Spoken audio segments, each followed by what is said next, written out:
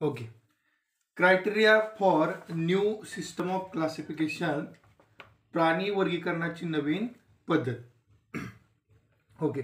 आणि याशिवाय आपण यामध्ये कोणकोणते मुद्दे आधारभूत धरले ते सुद्धा बघणार आहोत. पहिला आहे ग्रेड्स ऑफ ऑर्गनायझेशन, रचनात्मक संघटन. Body of animal is made up of cell. तर आपल्याला माहिती आहे की प्राण्यांचं शरीर जे आहे ते पेशींपासून बनलेलं आहे. In case multicellular animal, many cells are performing different function in their body, while in unicellular animal, as their body is made up of single cell, all function are performed by same cell. ठीक आहे. तर बहुपेशीय प्राण्यामध्ये काय होतं बघा, खूप साऱ्या पेशी एकत्र येऊन काय करतात, वेगवेगळे कार्य पार पाडतात. पण एक पेशी प्राण्यामध्ये मात्र सगळ्या जे काही कार्य आहेत ती एकच पेशी पार पाडते. ठीक आहे, कारण युनिसेल्युलर एकच पेशी आहे तिथं. Body organisation of unicellular animal is referred as protoplasmic grade organisation. ठीक आहे. आणि या एकपेशीय प्राण्यांच्या शरीराचे संघटन कसे आहे, प्रोटोप्लाझ्मिक ग्रेड, ज्याला आपण जीवद्रव्य स्तर या प्रकारचं म्हणतो. Okay. In case of multicellular animal, if tissue are not formed, their body organisation is called cellular grade organisation. म्हणजे बघा, जर बहुपेशीय प्राण्यांमध्ये अनेक पेशी असूनही उती तयार जर झाल्या नसतील तर अशा प्राण्यांचे शरीर सेल्युलर रेट ऑर्गनायझेशन म्हणजेच पेशीस्तर संघटन दाखवते. एक उदाहरण पण दिलं इथं आपल्याला, फायलम पोरिफेरा. ओके. त्यानंतर काय म्हणलं बघा मग, in case of some animal cell come together to form tissues with help of which all the body function are performed, such animals show cell tissue grade organization. तर बघा, आता आपण थोडं पुढे जातोय. तर काय होतं, काही प्राणी शरीरामध्ये पेशी एकत्र येऊन उती तयार होतात. ठीक आहे. आणि या उतीच्या मदतीनं जे काही वेगवेगळे बॉडी फंक्शन आहेत ते म्हणजे पार पाडले जातात, वेगवेगळ्या शारीरिक क्रिया. ठीक आहे. आणि अशा प्रकारामध्ये काय म्हणलं जातं मग, सेल टिश्यू ग्रेड ऑर्गनायझेशन, पेशी उती स्तर संघटन. एक एक्झाम्पल पण दिले तर animals from phylum cnidaria. Okay. Cnidaria संघातील प्राणी. Okay. Flatworm shows tissue organ grade organisation. In this type of organisation tissue are organised to form some organ, however complete organ system is not formed. ठीक आहे. फ्लॅटवर्म काही चपट्या कृमी असतात ज्याच्यामध्ये आपल्याला टिश्यू ऑर्गन ग्रेड म्हणजेच उती अवयव स्तर संघटन पाहायला मिळतं. काय होतं याच्यामध्ये, तर काही उती एकत्र येऊन काही ठराविक अवयव तयार करतात, पण पूर्ण अवयव संस्था तयार झालेली नसते. ओके. ठीक आहे. तर बघा, तुम्हाला इथं चित्रामध्ये वेगवेगळे एक्झाम्पल पाहायला मिळतील. तर प्रोटोप्लाझ्मिक ग्रेड ऑर्गनायझेशन असेल किंवा दुसरं दिलं बघा, सेल्युलर ग्रेड ऑर्गनायझेशन. ओके. तर वरती पॅरामोशियम अमेबा दाखवलेला आहे. ठीक आहे. आणि त्यानंतर खाली सायकॉन दाखवलेला आहे. ओके. आणि इथं शेवटी तुम्हाला सेल टिश्यू ग्रेड ऑर्गनायझेशन पाहायला मिळेल, ज्याच्यामध्ये तुम्हाला जेलीफिश दिसतोय. ओके. आणि टिश्यू ऑर्गन ग्रेड ऑर्गनायझेशन जो आहे त्याच्यामध्ये तुम्हाला गँग्लिया जो आहे, प्लॅनेरिया दिसतोय तुम्हाला. प्लॅनेरिया हा ॲनिमल. ओके. तर वेगवेगळ्या प्रकारातली ही एक्झाम्पल तुम्हाला दाखवलेली आहे तिथं. ओके. पुढे जाऊया मग. तर body organisation of human has been shown in the following figure. Use appropriate labels in that figure which organs are present in human body. काय दिसते तुम्हाला तिथं, तर एक मानवी शरीररचना दाखवलेली आहे. तर तिच्यातल्या वेगवेगळ्या भागांना नामनिर्देशन करायचं, आपल्याला नावं द्यायची आहेत आणि त्या अवयव कोणकोणते आहे ते सांगायचं आहे. ठीक आहे. तर दिलेत बघा आपण नावं सगळी, brain, lungs, liver, blood vessel, thigh skin, mouth, heart, bone, kidney, quadriceps, muscle. Okay. Beside the 4 type of body organization mentioned above, remaining all animals show organ system grade organization in which different organs are joined together to form organ system that performs specific function. Example, crab, frog, human, etc. तर आधी जे आपण 4 प्रकार बघितले बघा, ठीक आहे, ज्याच्यामध्ये वेगवेगळ्या पद्धतीने रचनात्मक संघटन झालेलं पाहायला मिळालं. तर हे 4 प्रकार सोडून उरलेले जे सर्व प्राणी आहेत त्यांच्यामध्ये तुम्हाला ऑर्गन सिस्टम ग्रेड ऑर्गनायझेशन पाहायला मिळेल. अवयव संस्था स्तर संघटन.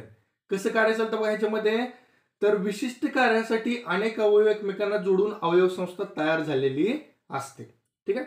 उदाहरण दिलं आपल्याला इथे त्यांनी क्रॅब म्हणजे खेकडा, फ्रॉग बेडूक आणि ह्युमन माणूस ह्याच्यामध्ये अशा प्रकारची सिस्टम पाहायला मिळते. तर सुरुवातीला आपण ग्रेड ऑफ ऑर्गनायझेशन पाहिलं. आता पुढचा प्रकार जो आहे तो आहे बॉडी सिमेट्री. बॉडी सिमेट्रीच्या सहाय्यानं कशा पद्धतीनं प्राण्यांचं वर्गीकरण केलं ते आपल्याला आता बघायचं आहे. ठीक आहे. Take the pictures of human body and amoeba and try to make an imaginary section through specific plane of their bodies so as to get two equal halves. What did you observe?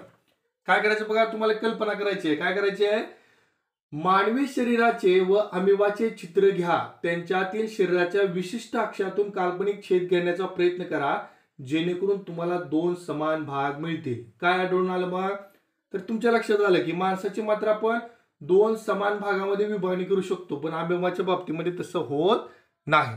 ठीक आहे. In imaginary sense, if body of any animal is cut through imaginary axis of body, it may or may not be produce two equal halves. Depending upon this property there are different types of animal bodies. ठीक आहे.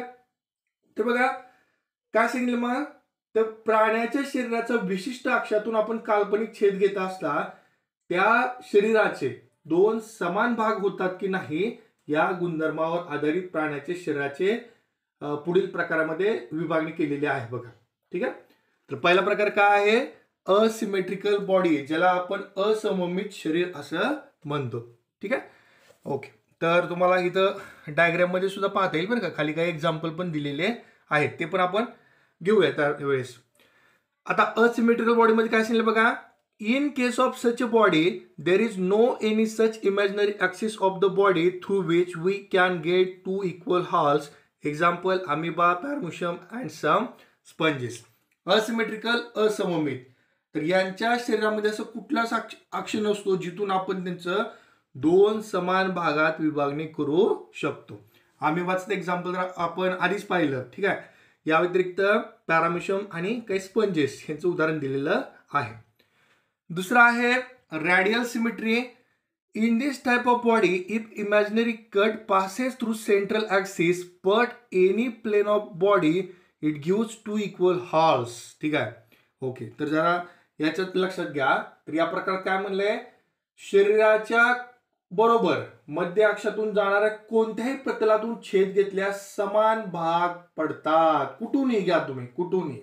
ठीक आहे. तर त्याचं दोन समान भागामध्ये विभागणी होते. उदाहरण कोणतं दिलंय, स्टारफिश. स्टारफिश पाहिलं असेल तुम्ही. Okay. In case of this animal there are 5 different planes passing through central axis of the body through which we can get two equal halves. ठीक आहे. तर जवळपास 5 वेगवेगळ्या पद्धतीतून आपण ह्यांचं दोन भागामध्ये रूपांतर करू शकतो. ठीक आहे. पुढचा प्रकार आहे bilateral symmetry.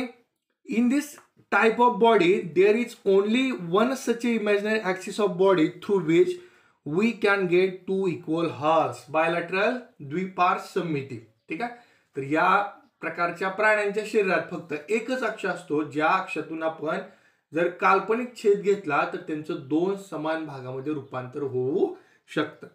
Example insect, fishes, frog, birds, human etcetera. Okay. Example म्हणून तुमच्या लक्षात येईल. ओके. फक्त एकच अक्ष बरं का. ओके. ठीक आहे. तर तिथं दिलंय बघा, असिमेट्रिकल बॉडीचं स्पंज दिलाय एक, रॅडियल सिमेट्रीचं सी ॲनिमोन दिलं एक्झाम्पल, आणि बायलॅटरल सिमेट्रीचं काय हा गोट आहे. ठीक आहे. त्याचं दोन समान भागामध्ये रूपांतर होतं. तिसरा क्रायटेरिया क्लासिफिकेशन ऑफ ॲनिमलसाठी तो आहे जम्प लेअर, डिप्लोब्लास्टिक किंवा ट्रिप्लोब्लास्टिक. ओके. द्विस्तर किंवा त्रिस्तर. In case of multicellular animal, germ layers are formed during initial part of their embryonic development, and from those germ layers only different tissues are formed in the body. ठीक आहे.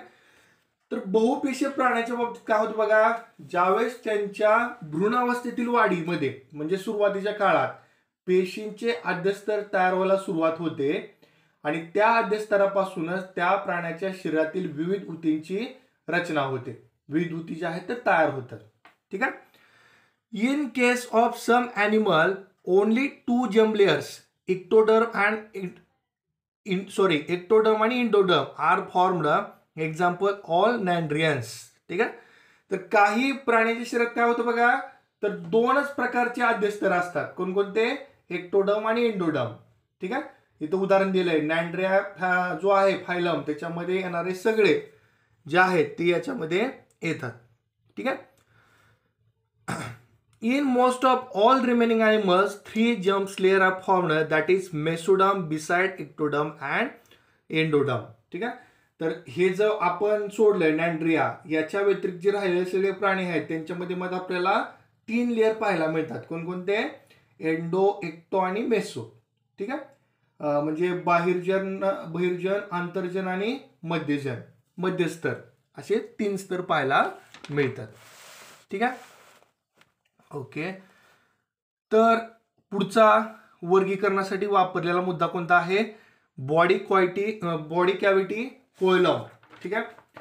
तर बघा, cavity between the body of internal organs is called as body cavity or coelom. ठीक आहे. तर बघा, शरीर किंवा आतील अवयवादरम्यान असलेल्या पोकळीला काय म्हणलं जातं? बॉडी कॅव्हिटी म्हणलं जातं. ठीक आहे. In case of multicellular organism, during initial period of their embryonic development, body cavity is formed from either mesoderm or gut. Such a type of body cavity is present in animals of phylum Annelida and on all phyla coming after Annelida. Such animals are called eucoelomate animals with true body cavity. ठीक आहे.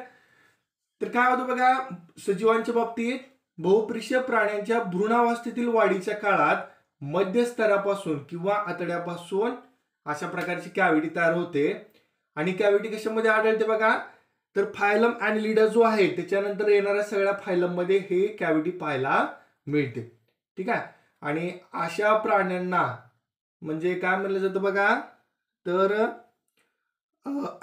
युकोइलोमेट म्हणलं जातं. ठीक आहे. ज्यांच्या शरीरामध्ये खरोखरचीच body cavity पाहायला मिळते.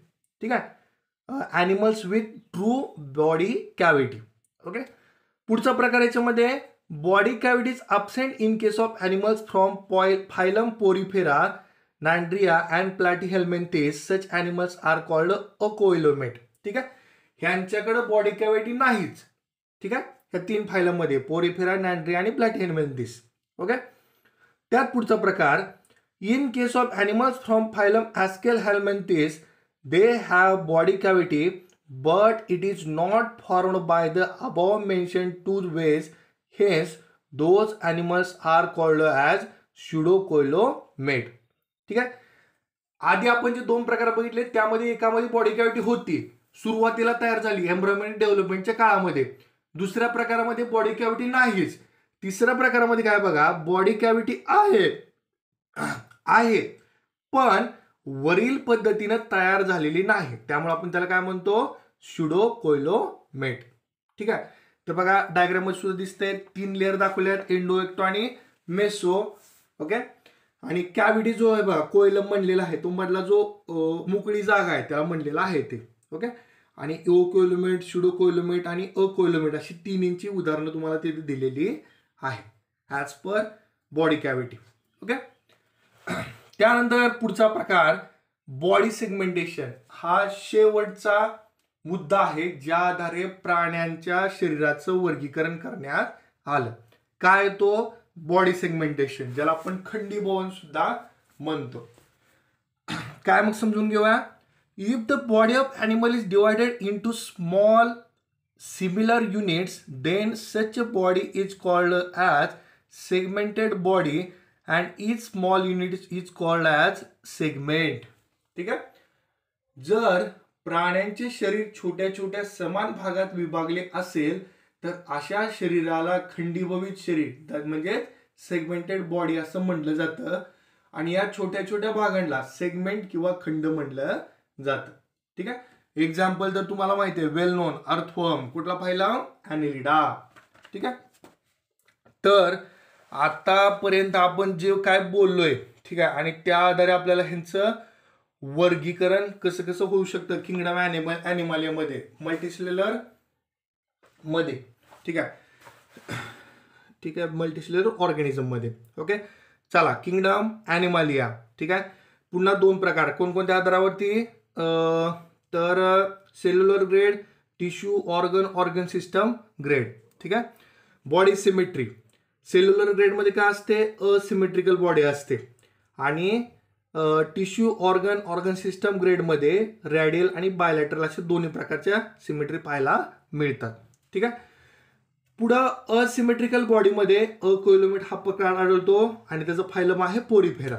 ठीक आहे, रॅडियल सिमेट्रीमध्ये पुन्हा कॅव्हिटी जी आहे ती अकोइलोमेट आहे, त्याचा प्रकार आहे नॅन्ड्रिया. ठीक आहे, आणि बायलॅटरल सिमेट्रीमध्ये मात्र तिन्ही प्रकारचे कॅव्हिटी आढळतात. कोणकोणत्या, अकोइलोमेट, सिडोकोइलोमेट आणि युओकोइलोमेट. आणि त्यानुसार अकोइलोमेटमध्ये प्लॅटिहेल्मिंथेस, सिडोकोइलोमेटमध्ये ॲस्केलमेंथेस आणि युओकोइलोमेटमध्ये मात्र ॲनेलिडा, ऑर्थोपोडा, मोलुस्का, इकोनोडर्मॅटा, हेमिकॉर्डेटा आणि कॉर्डेटा. ठीक आहे, ॲनेलिडा नंतर इथे येणाऱ्या सगळ्या फायला ह्याच्यामध्ये येतात. ठीक आहे, तर हे झालं आपलं ॲनिमल क्लासिफिकेशन. ठीक आहे, with the help of above mention criteria animals are classified.